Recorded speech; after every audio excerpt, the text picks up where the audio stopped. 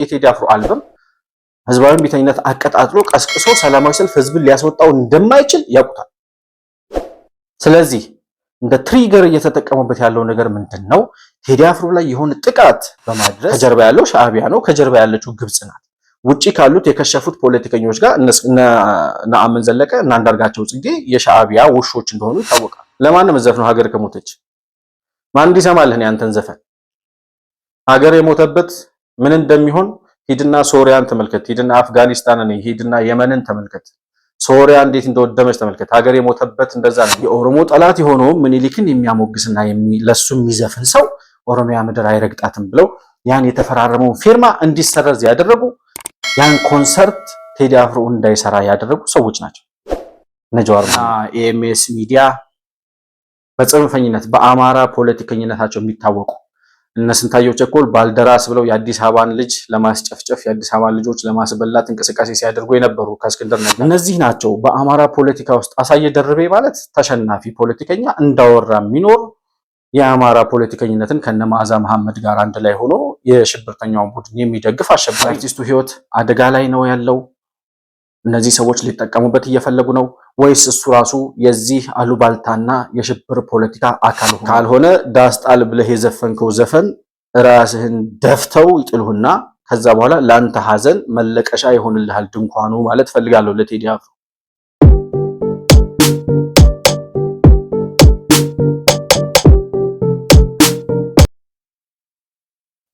ሰላም ለእናንተ ይሁን። የተከበራችሁ የመሆን መልቲሚዲያ ቤተሰቦች እንደምን አላችሁ? ብሩክ የሾርቅ አሰፋ ነኝ ከመሆን መልቲሚዲያ። የዛሬውን አጭር ወቅታዊ ፕሮግራም ይዘንላችሁ ቀርበናል። በዛሬ ፕሮግራማችን ከትላንትናው ዕለት ጀምሮ በሶሻል ሚዲያ ላይ እየተናፈሱ የሚገኙ በአርቲስት ቴዎድሮስ ካሳሁን ላይ ያነጣጠሩ የተለያዩ አሉባልታዎች እየተነገሩ ይገኛል። የቴዲ አፍሮ የቅርብ ሰዎች ታሰሩ፣ እንዲሁም ደግሞ በእነዚህ የእስር እንቅስቃሴዎች በቀጥታ አርቲስቱን ለማጥቃት የሚደረጉ እርምጃዎች ናቸው እየተባሉ በቴዲ አፍሮ ዙሪያ ያሉ ወዳጆቹ፣ ጓደኞቹ፣ የስራ ባልደረቦቹ እየታሰሩ እንደሆነ የሚነገሩ መረጃዎች እየወጡ ነው። እነዛ መረጃዎች ምን ያክል ፋክት ናቸው? ምን ያክል እውነት አላቸው? ውሸት ከሆነስ ደግሞ ለምን ዓላማ እየተነገረ ነው ያለው? በአጠቃላይ የቴዲ አፍሮ አልበም እና በቴዲ አፍሮ ህይወት ዙሪያ ላይ እያጠነጠኑ ያሉ ሰዎች እነማን ናቸው? የአርቲስቱ ህይወት አደጋ ላይ ነው ያለው? እነዚህ ሰዎች ሊጠቀሙበት እየፈለጉ ነው ወይስ እሱ ራሱ የዚህ አሉባልታና የሽብር ፖለቲካ አካል ሆኖ ነው የሚለውን ጉዳይ አጠር ባለመልኩ በተወሰነ መረጃ የምንመለከት ነው የሚሆነው። ባነሳነው ሀሳብ ላይ ያላችሁን የግል አስተያየት በኮመንት መስጫው ላይ ልታሰፍሩልኝ ትችላላችሁ። መሆን መልቲሚዲያን ላይክ፣ ሰብስክራይብ እና ሼር ማድረጋችሁን ሳትረሱ በሱፐር ቻት እና በሱፐር ስቲከር እንዲሁም ደግሞ የቻናላችን አባል ቤተሰብ ወይም ሜምበር በመሆን ድጋፍ ልታደርጉልን እንደምትችሉ እያስታወስኩኝ ከፕሮግራማችን ጋር አብራችሁ እንድትቆዩ በአክብሮት እጋብዛለሁ። መሆን መልቲሚዲያ ዘረኝነትንና ጥላቻን የሚጸየፍ በሐሳብ የበላይነት የሚያምን እውነትንና ኢትዮጵያዊነትን ለማጽናት የሚተጋ ሚዲያ ነው። መሆን መልቲሚዲያን በሱፐር ቻት እና በሱፐር ስቲከር እንዲሁም በገንዘብ መደገፍ የምትችሉ መሆኑን በአክብሮት እንገልጻለን። ይህን ሚዲያ መደገፍ እውነትንና ኢትዮጵያዊነትን ማጽናት መሆኑን አውቃችሁ ሼር፣ ላይክ፣ ሰብስክራይብ በማድረግ ለሌሎች ተደራሽ ማድረጋችሁን አትርሱ። መሆን መልቲሚዲያ የአዲሱ ትውልድ ሚዲያ። እንግዲህ የቴዲ አፍሮ አልበም ከወጣበት ጊዜ ጀምሮ እስካሁን ድረስ ባለው ሁኔታ ወደ 50 ሚሊዮን ያለፈ ይመስለኛል። ከ50 ሚሊዮን በላይ ተመልካች አግኝቷል አልበሙ በ5 ቀናት ውስጥ ማለት ነው። ሚያዝያ 8 ጀምሮ እስካሁን ድረስ ያለውን በአጠቃላይ ተደምሮ ወደ ከ50 ሚሊዮን በላይ እንደደረሰ ተመልክቻለሁ። ትላንትና ነው ቼክ ያደረኩት። አክቹአሊ ዛሬ ስንት እንደደረሰ አላየሁትም። ነገር ግን ይሄ አልበም አነጋጋሪነቱ ከቴዲ አፍሮ እውቅናና ካለው ስም ካለው ተወዳጅነት አንጻር የሚገርም ላይሆን ይችላል።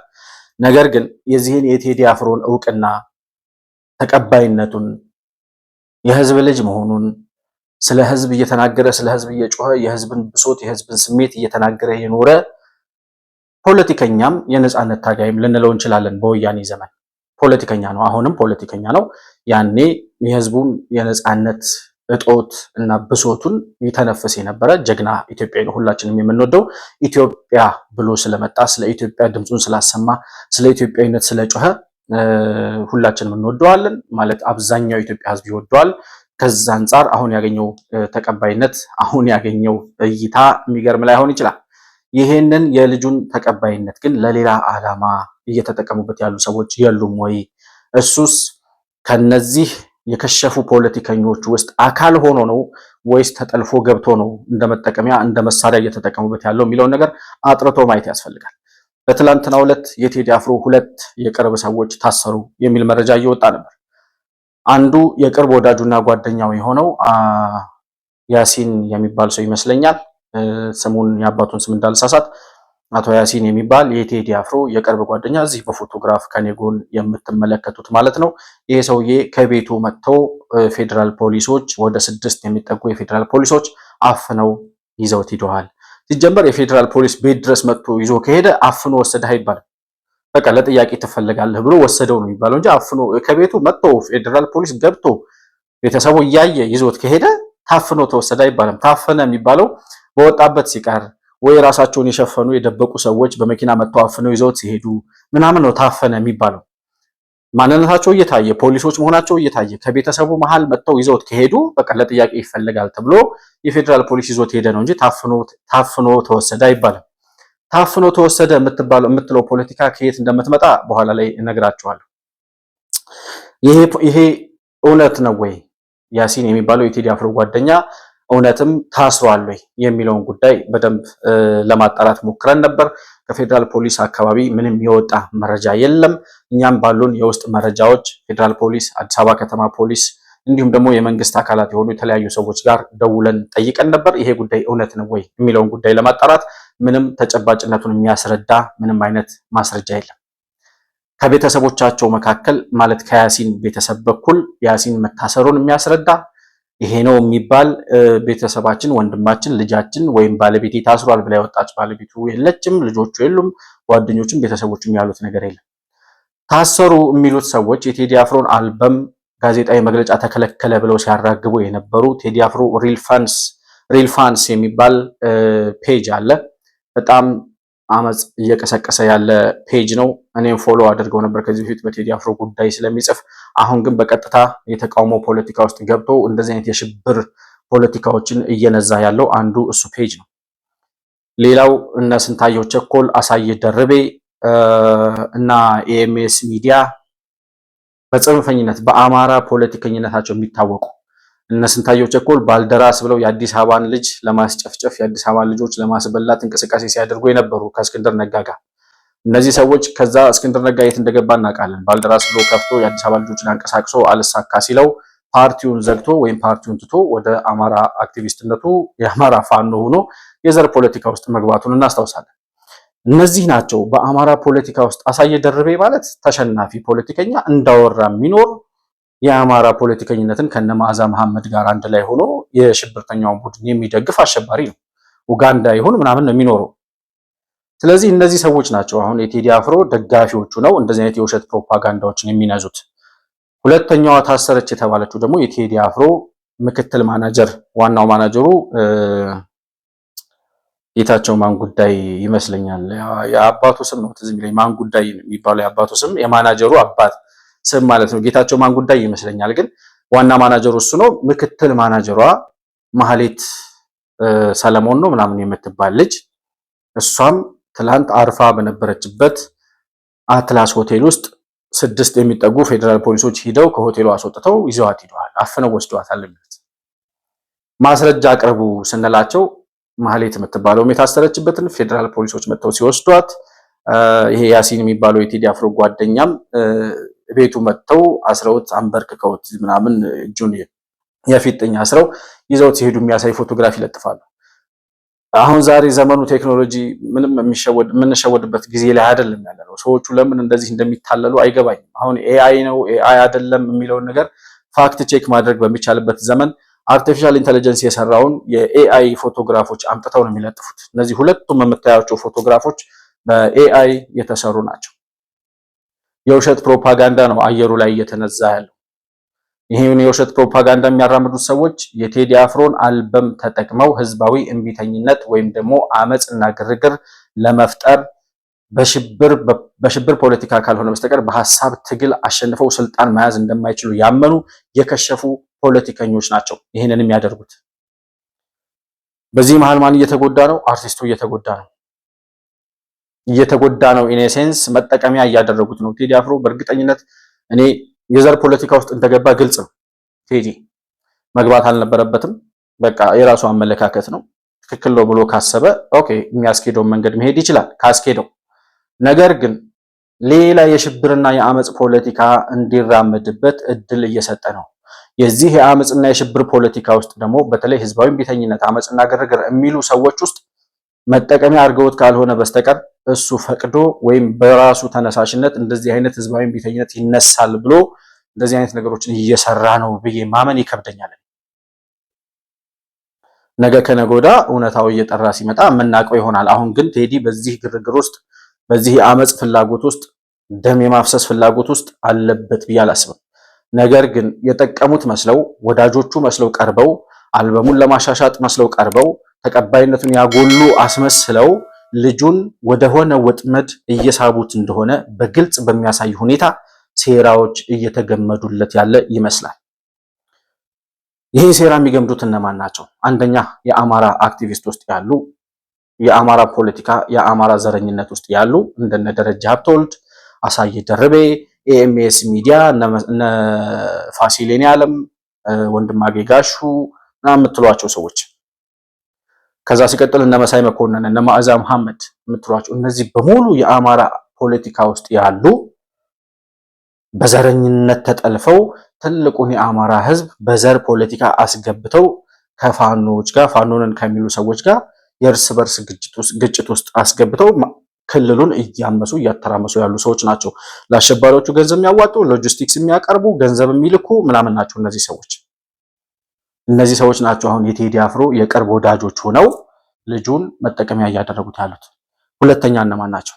በሁለተኛ ደረጃ የትግራይ አክቲቪስቶች ቢሳካላቸው ቢሆንላቸው ቴዲ አፍሮን እንደ ምንድን ነው ያለው? እንደ ቁራን ያላቡቹ እንደ ጥንባንሳ ተሰብስበው የቴዲ አፍሮን ስጋ እየቦጫጨቁ ቢበሉ የሚመኙ ሰዎች ናቸው የትግራይ አክቲቪስቶች። ነገር ግን አሁን ከመንግስት ጋር ተቃውሞ ላይ ነው ብለው ስላሰቡ እነዚህ ሰዎች አሁን ይችን እድል ተጠቅመው ቴዲ አፍሮ ጀግናችን ማለት ጀምረዋል።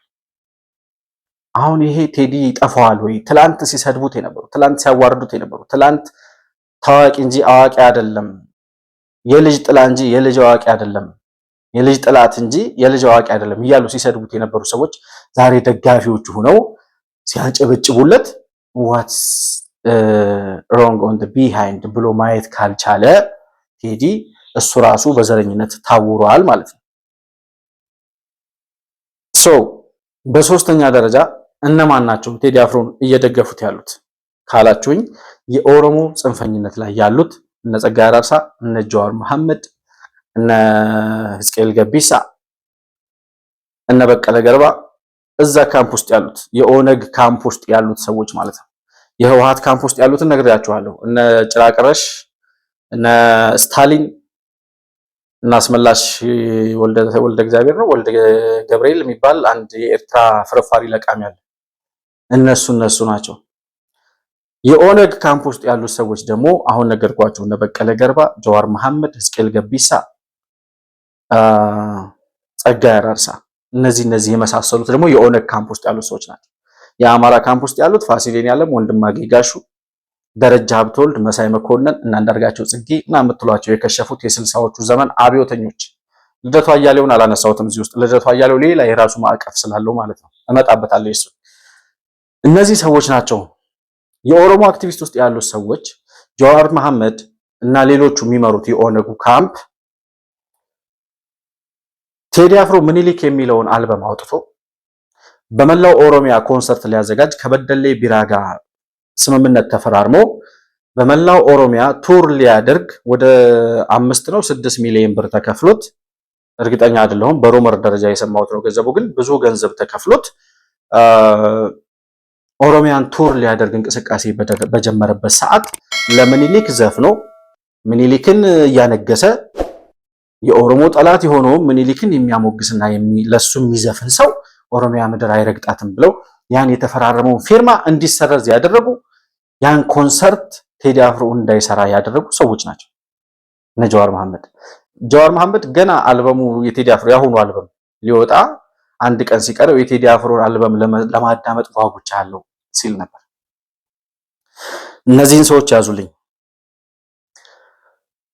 በዋናነት ቴዲ አፍሮን እየተጠቀሙበት ያሉት አራተኛ ደረጃ ላይ የሚቀመጡት ልደቱ አያሌው የሚመራው አብሮነት ለኢትዮጵያ የሚባለው ድርጅት እንዲሁም ደግሞ በዛ ማዕቀፍ ውስጥ ያሉት የስልሳዎቹ ዘመን አብዮተኞች እነ ነአምን ዘለቀ እና አንዳርጋቸው ጽጌ ታማኝ በየነን ጨምሮት እዚህ ውስጥ ከፈለጋችሁ እየመረረኝ ነው የምጨምረው እዚህ ውስጥ ታማኝ በየነን በጣም እየቀፈፈኝ ማለት ነው። እነዚህ ሰዎች መሃል አስገብቼ ጽንፈኛ አድርጌ የአሁኑን ፖለቲካ የማይረዳ የከሸፉ የስልሳዎቹ ዘመን ፖለቲከኞች ውስጥ ሳስገባው በጣም እየመረረኝ እየቀፈፈኝ ነው። የኢትዮጵያ የዘረኝነት ፖለቲካ ምን ያህል እንደሚያስጠላ እየገባኝ ራሱ ወዶ ስለገባ ግን ምንም ማድረግ አልችልም እና እሱንም ጨምሮት እዛ ውስጥ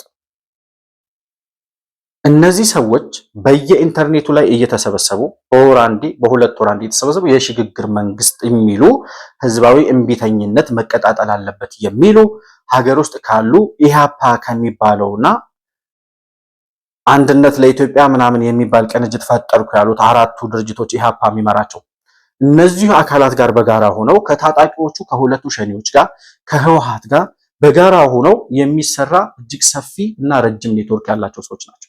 ልደቱ አያሌው የሚመራው ማለት ነው። ልደቱ አያሌው ከህወሓት ጋር ግንኙነት አለው፣ ከሸኔዎቹ ጋር ግንኙነት አለው፣ ኢትዮጵያዊ ከሚሉት ጋር ግንኙነት አለው።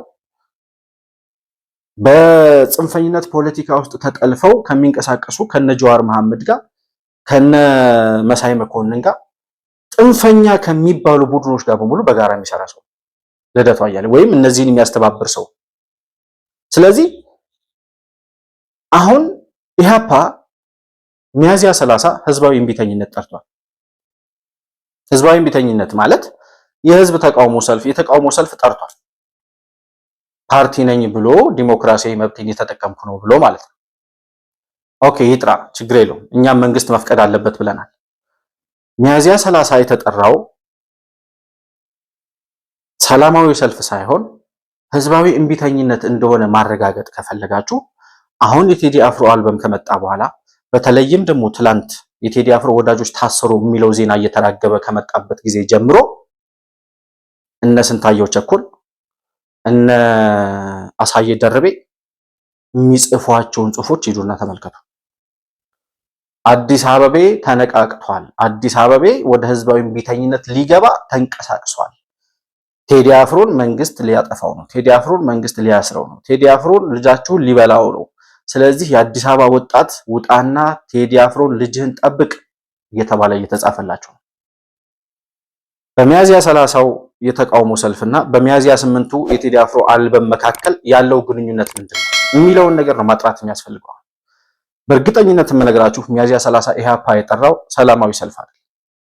የተቃውሞ ሰልፍ ህዝባዊ እምቢተኝነት የ97ቱን የቅንጅትን የሚያዚያ 30 ሰልፍ የሚያስታውስ የዚያን ያክል ህዝብ ይወጣልናል ብለው ህዝብ ደግሞ በእምቢተኝነት በተቃውሞ እንዲወጣ እንደማቀጣጠያ እሳት ምኑን እየተጠቀሙበት ነው። የቴዲ አፍሮን አልበም እየተጠቀሙበት ነው። ይሆንላቸዋል አይሆንላቸውም ሌላ ጉዳይ ነው። በሰላማዊ መንገድ አሁን የቴዲ አፍሮን አልበም ተጠቅመው ህዝቡ እምቢ ብሎ አብዮት ቢወጣ ቢንቀሳቀስ እውነት ከሆነ ህዝብ ከፈለገው ማንም ሊያስቆመው አይችልም። በእርግጠኝነት የምናገረው ነገር ማለት ነው። ነገር ግን በቴዲ አፍሮ አልበምም በአሳየ ደርቤ ቀረርቶም በስንታየው ቸኮል ሽለላም በእነ ልደቱ አያሌው ሴራና ደባ ሽረባም ምንም ተአምር እንደማይመጣ ያውቁታል። ስለዚህ የኢሃፓን የሚያዝያ 30 ሰላማዊ ሰልፍ ህዝባዊ እምቢተኝነት ይቀጣጠላል የሚሉት እነ ልደቱ አያሌው የቴዲ አፍሮን አሁን የገነገነውን የድምፃዊውን ስም አሁን እየተራገበ ያለውን ትኩሳት ተጠቅመው ይሄንን ልጅ በእርግጠኝነት እንደ ሀጫሉ ፊዳ ሊያደርጉት ወይም ሊቀጥፉት ወይም የፖለቲካ ሴራ መጠቀሚያ ሊያደርጉት እየሰሩ እንደሆነ በእርግጠኝነት የሚያሳይ ነገር አለ። ምክንያቱም አሁን ጓደኞቹ ወዳጆቹ ታሰሩ እየተባለ ያለው በቀጥታ ቴዲ አፍሮ ታሰረ የሚለው ነገር ቢመጣ ሊታሰር ይችላል። ምንም የሚገርም ነገር የለም። አሁን በዚህ አልበም አሁን ባወጣው አልበም ሊያሳስረው የሚችል ጉዳይ አለ ብዬ አላስብም። መንግስትም ይሄን ያደርጋል ብዬ አላምንም። ማለት በቃ አወራ፣ ተናገረ፣ አንድ ዘፈን ነው ዘፈነ፣ በቃ አለቀ። ይሄን ስለዘፈነ መንግስት ያስረዋል ብዬ አላስብም። ነገር ግን ከዚህ ሴራ ጋር ከሚያዚያ 30ው የተቃውሞ ሰልፍ ጋር ኢህአፓ ከሚባል አሸባሪ ድርጅት ጋር አብሮነት ለኢትዮጵያ ከሚባለው እነ ልደቱ አያሌው ከሚመሩት የህዝባዊ እምቢተኝነት ፖለቲካ ጋር ቴዲ አፍሮ በዚህ እንቅስቃሴ ውስጥ ገብቶ እውነትም ህዝብን ለመቀስቀስ የሌለ ታሪክ የሌለ የውሸት ነገር ዘፍኖ ህዝብን ለማንቀሳቀስ እየሰራ ከሆነ ሊጠየቅ ይችላል። አትጠራጠር። ይሄን ግን እንደስከዛሬው በራሱ ስሜት ተነሳስቶ የራሱን ፊሊንግ ከሆነ የገለጸው የራሱ ፊሊንግ ነው። የሚሰማ የሚቀበል ይቀበለዋል፣ የማይቀበለው እንደኛ አይነቱ ተችቶ ያልፋል። አለቀ። የራሱን ክብር ያወርዳል እንላለን እኛም። ሌላው ደግሞ ንጉሳችን ብሎ ሊሾመው ይችላል፣ እንደፈለገ ሊያደርገው ይችላል። ይሄ ሆኖ በሰላማዊ መንገድ በትክክለኛው መንገድ ቢሄዱ እነዚህ ሰዎች የቴዲ አፍሮ አልበም ህዝባዊ እምቢተኝነት አቀጣጥሎ ቀስቅሶ ሰላማዊ ሰልፍ ህዝብን ሊያስወጣው እንደማይችል ያውቁታል። ስለዚህ እንደ ትሪገር እየተጠቀሙበት ያለው ነገር ምንድነው? ቴዲ አፍሮ ላይ የሆነ ጥቃት በማድረስ መንግስት እንደዚህ ያደረገው የሚለውን ፖለቲካ በመንዛት ከዛ በኋላ እንደ ሃጫሉ ሁንዴሳ ምናልባትም በቴዲ አፍሮ ህይወት ላይ ባይዘው አያረጉም አይባልም። ይሄን የሚመራው ነግሬያቸዋለሁ፣ ህወሓት ነው። ህወሓት ተመልሶ ወደ ስልጣን ለመምጣት ከነ ጀዋር ጋር ይሰራል፣ ከነ ልደቱ ጋር ይሰራል፣ ከሸኔዎቹ ጋር ይሰራል፣ ከሻዕቢያ ጋር ይሰራል። ሻዕቢያ ደግሞ ህወሓትን እንደ መሳሪያ ኢትዮጵያ ውስጥ ያሉ አሸባሪዎችን እንዲደግፍለት በበላይነት የሚጠቀምበት ፓርቲ ነው ህወሓት። ከጀርባ ያለው ሻዕቢያ ነው። ከጀርባ ያለችው ግብጽ ናት። ውጪ ካሉት የከሸፉት ፖለቲከኞች ጋር ነአምን ዘለቀ እና አንዳርጋቸው ጽጌ የሻዕቢያ ውሾች እንደሆኑ ይታወቃሉ። ቴዲ አፍሮ ቤትም ምናልባት ኤርትራዊነት ሊኖር ይችላል። ወደ ኤርትራዊነት ያደላ ኤርትራዊነት ነው ያለው ወይስ ኢትዮጵያዊነቱን የተቀበለ ኤርትራዊነት ነው ያለው? እሱ ሌላ ጥያቄ ነው። ብዙ ሰዎች የሚያነሱት አሁን እሱ ነው። በሚስቱ በኩል ተጠልፏል ቴዲ አፍሮ፣ ወደ ሻዕቢያ ፖለቲካ ሂዷል፣ የሻዕቢያ መጠቀሚያ እየሆነ ነው። እኔ እሱን አላምነው። እሱን መቀበል አልችልም፣ አልፈልግም ማለት አይሆንም ብዬ ነው ማምነው። እሷም በኢትዮጵያዊነቷ የምትታማ ናት ብዬ አላስብም። እሱም በኢትዮጵያዊነቱ ላይ ጥያቄ የለበትም። በዘረኝነት ፖለቲካ ተጠልፏል የሚል ጥያቄ ካልሆነ በስተቀር በዘረኝነት ፖለቲካ ስትጠለፍ ደግሞ የከሸፉት የዘረኛ ፖለቲካ አቀንቃኞች መጠቀሚያ ያደርጉሃል። መጠቀሚያ ማድረግ ብቻ አይደለም። አሁን ዳስጣል ካለ ቴዲ አፍሮ ዳስጣል ሀገሬ ሙታለች ብሏላ። ሀገር ሙታለች ለማንም ዘፈን ነው። ሀገር ከሞተች ማን እንዲሰማልህ ያንተን ዘፈን? ሀገር የሞተበት ምን እንደሚሆን ሂድና ሶሪያን ተመልከት፣ ሂድና አፍጋኒስታንን፣ ሂድና የመንን ተመልከት፣ ሶሪያ እንዴት እንደወደመች ተመልከት። ሀገር የሞተበት እንደዛ ነው የሚሆነው። ሀገር የሞተበት ፓለስታይንን ሂድና ተመልከት። ሀገር የሞታለች ካለ ዳስ ጣሉለት፣ ያልቅስ ተሰብስቦ ቴዲ አፍሮ እና ጓደኞቹ። በእርግጠኝነት የምነግራችሁ ግን ወዳጆቹ ከሆናችሁ የቴዲ አፍሮ አድናቂዎችም ደጋፊዎችም ከሆናችሁ ዳስ ጣል ብሎ ዘፍኖ በእርግጠኝነት የምትጥሉለት ዳስ ለሱ ሐዘን መቀመጫ ሊሆን እንደሚችል እነግራችኋለሁ። እነዚህ ሰዎች አራግበው ሃጫሉ ሁንዴሳን እንደዛ አጩኸው መጠቀሚያ አድርገውት የፖለቲካ እሳት እንዲበላው ካደረጉ በኋላ ምንም የመጣ ነገር የለም። እነ ጀዋር እነ ህወሓት ሻዕቢያ አይደለም ቴዲ አፍሮን 10 ቴዲ አፍሮ ከመግደል ወደ ኋላ አይሉም፣ መንገዳችን ያሳልጥልናል ብለው እስካሰቡ ድረስ። ስለዚህ የኢትዮጵያ መንግስት በመጀመሪያ ደረጃ እምለው እኔ ይህንን የሽብር ፖለቲካ የሚነዙ ሰዎች አገር ውስጥ ተቀምጠው የውሸት ፎቶግራፊ እየለጠፉ በአርቲስቱ ህይወት ላይ እየነገዱ ያሉ ሰዎችን መንግስት በቁጥጥር ስር ማዋል አለበት ብዬ አስባለሁ። አገር ውስጥ ተቀምጠው የአርቲፊሻል ኢንተለጀንስ ፎቶ እየለጠፉ ከሌ ታሰረ፣ ከሌ ተገደለ፣ ከሌ እንዲህ አለ እያሉ የሚያወሩ ሰዎች ነገ አርቲስቱ ላይ ለሚፈጠረው አደጋ የመጀመሪያ መንገድ ጥርጊያ እየሰሩ ያሉ ሰዎች ስለሆኑ እነዚህ ሰዎች መያዝ አለባቸው። የመጀመሪያው መልእክቴ ነው። በሁለተኛ ደረጃ አርቲስት ቴዎድሮስ ካሳሁን እኔ ከነዚህ ጽንፈኛ ፖለቲከኞች ራሱን ቢያርቅ የምትወዱት የምታደንቁት ሰዎች ብትመክሩት ይጠቅመዋል። ካልሆነ በህይወቱ ላይ የመጣ አደጋ እንዳለ እያየን ነው። እነዚህ ሰዎች እሱን ከማጥፋትና የፖለቲካ ትርፍ ያስገኝልናል ብለው ካሰቡ እሱን አይደለም ሌላ እንደ ቴዲ አፍሮ አይነት ብዙ ሰው ካለ ከመግደል ወደ ኋላ ነው። ቴዲ አፍሮ ደግሞ ተመቻችቶ እየገባላቸው ነው ያለው።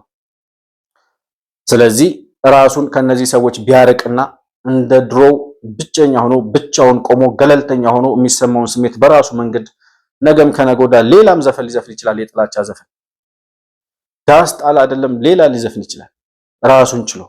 ነገር ግን መጠቀሚያ ከመሆን ራሱን ማዳን አለበት የሚለውን መልእክት ወዳጆቹ ከሆናችሁ ልትነግሩት ይገባል የሚል መልእክት አለ። ካልሆነ ዳስጣል ብለህ የዘፈንከው ዘፈን ራስህን ደፍተው ይጥሉህና ከዛ በኋላ ላንተ ሐዘን መለቀሻ ይሆንልሃል ድንኳኑ ማለት ፈልጋለሁ ለቴዲ አፍሮ። በሶስተኛ ደረጃ መንግስት ቴዲ አፍሮን ሊጠብቀው ይገባል። ምክንያቱም በዙሪያው ያንዣበቡ ያሰፈሰፉ ገዳይ ኦነግ አለ፣ ገዳይ ህወሓት አለ፣ ገዳይ ሁለቱ ሸኔዎች አሉ። ይሄንን ልጅ በመግደል መንግስት ገደለው ብለው ሌላ አብዮት ለማስነሳት አብዮት ይነሳል አይነሳል አይደለም፣ ይነሳል አይነሳም አይደለም። ልጁ መሞት የለበትም። እንደ ሃጫሉ ሁንዴሳ የመስዋዕት በግ ሆኖ ምንም ፖለቲካ ትርፍ ለማያመጣ ነገር ልጆቹን ሜዳ ላይ ጥሎ መሞት የለበትም ልጁ። ቴዲ አፍሮን እንፈልገዋለን፣ ቴዲ አፍሮን እንወደዋለን፣ ወደ ኢትዮጵያዊነቱ ይመለሳል ብለን ተስፋ እናደርጋለን። ስለዚህ አሁን በፖለቲካ ትኩሳት ተጠልፎ ወደዛ አይነት እንቅስቃሴ እንኳን ገብቶ ቢሆን መንግስት ይሄንን ልጅ የማዳን ግዴታ አለበት ብዬ አስባለሁ። ምክንያቱም በዙሪያው የሚታየው አደጋ በጣም ከባድ። ስለዚህ ከጥፋት ይሄንን ልጅ መታደግ አለበት። በዙሪያው ያለውን የተቀጣጠለውን የተሳሰረውን ሰንሰለት ፌዴራል ፖሊስ፣ የደህንነቱ ቢሮ፣ መከላከያ ሰራዊት ይሄንን ሰንሰለት መበጣጠስ አለበት ብዬ አስባለሁ። አዲስ አበባ ከተማ ላይ ወደ 168 አሸባሪዎች ተያዙ የተባለው ባለፈው ከዚሁ የህዝባዊ እምቢተኝነት ከሚለው ነገር ጋር የተያያዘ እንደሆነ ግልጽ ነው። አሁንም ኢህአፓ የጠራው የሚያዝያ 30ው ሰላማዊ ሰልፍ የቴዲ አፍሮን አልበም እንደ ማቀጣጠያ ቤንዚን በመጠቀም ሌላ አብዮት ማቀጣጠል እየሞከሩ ነው። ግን ያንን ማድረግ ስለማይችሉ አሁን ቀጣይ እርምጃቸው ምንድነው የሚሆነው? ልጁ ላይ የሆነ አደጋ በማድረስ መንግስት እንዲያረገው ብለው ተራ የፖለቲካ እንቅስቃሴ የፖለቲካ ትርፍ ለማትረፍ እየተንቀሳቀሱ ያሉ ሰዎች ናቸው። ኢህአፓዎችን በአይነ ቁራኛ ይመልከትልን መንግስት። የሚያዝያ 30ውን ሰልፍ የሚያደራጁት፣ የሚመሩት፣ የሚያንቀሳቅሱት እነማን ናቸው? ከጀርባ ያሉት አካላት እነማን ናቸው? የሚይዙት መፈክር ምንድነው? እንቅስቃሴውን የሚመራው አካል ከጀርባ ያለው ማን ነው? ቴዲ አፍሮ እዚህ ውስጥ ያለው ሚና ምንድነው የሚለውም መጠናት አለበት። ራሱን እዚህ ውስጥ የጥፋት እንቅስቃሴ አድርጎ ገብቶ ከሆነ ቴዲ ራሱ መጠየቅ አለበት። ከዛ በተረፈ ግን ሳያውቀው እንደ ሃጫሉ ሁንዴሳ እየተጠለፈ ከሆነ አደጋ ላይ እየወደቀ ስለሆነ ራሱን ህይወቱን አደጋ ላይ እያስገባ ስለሆነ መንግስት ሊጠብቀው ይገባል። ምክንያቱም የሀገርንም ኢሜጅ የሚያበላሽ ስለሆነ ይሄ ልጅ አልበም በማውጣቱ ተገደለ ቢባል በእርግጠኝነት ምንም ላይ መጣ ይችላል። የአንድ ሳምንት የፕሮፓጋንዳ የፖለቲካ ወሬ ሊሆን ይችላል። ለምን ቴዲ ይሞት ግን? እና መንግስት አስፈላጊውን ጥበቃና ጥንቃቄ ሊያደርግለት ይገባል ለዚህ ልጅ ብዬ አስባለሁ። በዙሪያው ካሉ የጥፋት ኔትወርክ ራሱንም ማዳን አለበት፣ መንግስትም ሊጠብቀው ይገባል። ወዳጆቹ ከሆናችሁም ከዚህ የጥፋት ኔትወርክ ከዚህ የጥፋት ድግስ ልታድኑት ይገባል የሚል ነገር ማንሳት እፈልጋለሁ። በአጠቃላይ ግን በቴዲ አፍሮ ዙሪያ የሚታየው ነገር ትክክል አይደለም። እሱም ራሱን አመቻችቶ ወደ ጽንፈኞቹ እያስገባ ነው። ጽንፈኞቹን በደንብ እየተጠቀሙበት ነው ያለው። መጨረሻው ግን ለሱ ጥሩ እንደማይሆን በግልጽ ከሃጫሉ ሁንዴሳ ህይወት መማር እንችላለን የሚለውን መልእክት ለማስተላለፍ ስለፈለኩ ነው። ለዛሬ የነበረኝ ፕሮግራም ይህንን ይመስላል። በጉዳዩ ላይ በተለይ የሚያዝያ 30ውን የኢህአፓ የሰላማዊ ሰልፍ አስመልክቶ ከዛ እንቅስቃሴ ጋር የሚነገሩ ነገሮች ምንድናቸው የሚለውን ጉዳይ በተከታታይ እያጠራን ወደ እናንተ አዳዲስ መረጃዎችን ይዘን የምንመጣ ነው የሚሆነው። ለዛሬ ግን የነበረኝን ፕሮግራም በዚሁ ላይ እቋጫለሁ። መሆን መልቲሚዲያን ላይክ፣ ሰብስክራይብ እና ሼር ማድረጋችሁን አትርሱ። በሱፐር ቻት እና በሱፐር ስቲከር እንዲሁም ደግሞ የቻናላችን የመሆን መልቲሚዲያ አባል ቤተሰብ ወይም ሜምበር በመሆን ድጋፍ ልታደርጉልን እንደምትችሉ እያስታወስኩኝ ከፕሮግራማችን ጋር አብራችሁ ስለቆያችሁ እጅግ በጣም አድርጌ አመሰግናለሁ። በሌላ ፕሮግራም በአዲስ መረጃ እስከምንገናኝ ድረስ ሰላም በያላችሁበት ለእናንተ ይሁን። መሆን መልቲሚዲያ ዘረኝነትንና ጥላቻን የሚጸየፍ በሐሳብ የበላይነት የሚያምን እውነትንና ኢትዮጵያዊነትን ለማጽናት የሚተጋ ሚዲያ ነው። መሆን መልቲሚዲያን በሱፐር ቻት እና በሱፐር ስቲከር እንዲሁም በገንዘብ መደገፍ የምትችሉ መሆኑን በአክብሮት እንገልጻለን። ይህን ሚዲያ መደገፍ እውነትንና ኢትዮጵያዊነትን ማጽናት መሆኑን አውቃችሁ ሼር፣ ላይክ፣ ሰብስክራይብ በማድረግ ለሌሎች ተደራሽ ማድረጋችሁን አትርሱ። መሆን መልቲሚዲያ የአዲሱ ትውልድ ሚዲያ